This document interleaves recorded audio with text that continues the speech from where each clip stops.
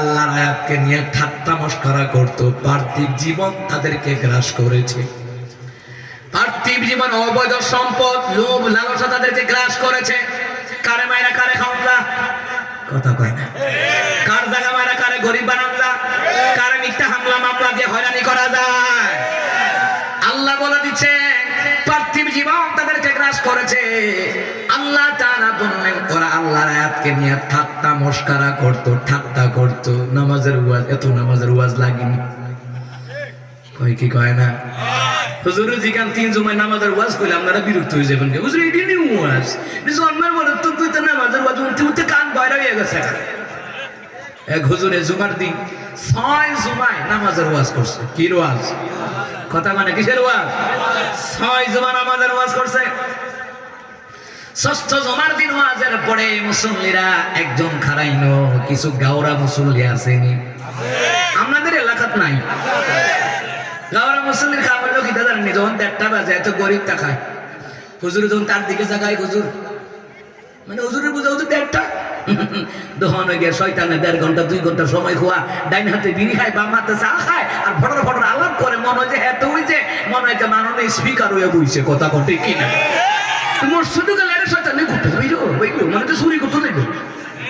আসেনি কথা কন, আসেনি? এরকম জীবনে করবেন না।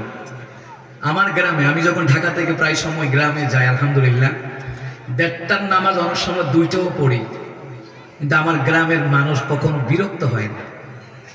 এরা কয় আমাদের গ্রামের গর্ব, আমাদের দেশের গর্ব, আমাদের ছেলেটারা যে পাইছে এটাই তো শুকরিয়া।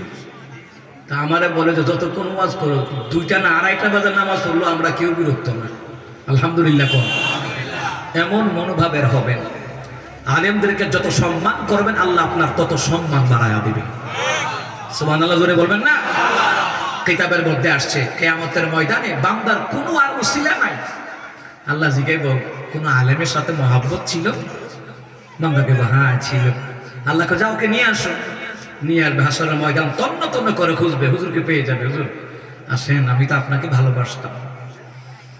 হাসরের ময়দানে ওই বান্দা বলবে আল্লাহ এই তো ওনাকে নিয়ে আসছে, এই হুজুরকে আমি খুব ভালোবাসতাম। আল্লাহ কই তুমি ভালোবাসো, এত দয়া দেখাইছো, যাও আমার দয়া 100 ভাগ মায়া ছেড়ে দিয়া আমি তোমাকে ক্ষমা করে দিলাম, জান্নাতের মেহমান বানায়া দিলাম। কারণ দুনিয়াতে আসমানের নিচে জমিনের উপর সবচেয়ে মূল্যবান ব্যক্তি কারা? উলামায়ে কেরাম। ভালো করে কথা কান লাগান। দুনিয়ার জমিনে আসমানের নিচে জমিনের উপর সবচেয়ে মূল্যবান দামি কারা? উলামায়ে কেরাম। কথা কয় না? তো কিছু গাওরা মুসল্লি আছে, ওই মুসল্লি কারা হুজুর থামেন, কেন টানবো? 6 জুমা ধরে নামাজের ওয়াজ করতেছেন, এটা কি আর ফালটাইতেন না? কয় আপনাদের সমাজের লোকেরা না ফালটাইলে আমি এই ওয়াজ ফালটাইতাম না। এত যে নামাজের ওয়াজ করি, আপনাদের বেনামাজিরা এরা চরিত্র পাল্টায় কি? নামাজ হইছে? না হয় নাই। তো যতক্ষণ নামাজি না হইব, এরা যদি পরিবর্তন না হয় আমার ওয়াজও পরিবর্তন হইতো না। হগল মুসল্লিরা কয়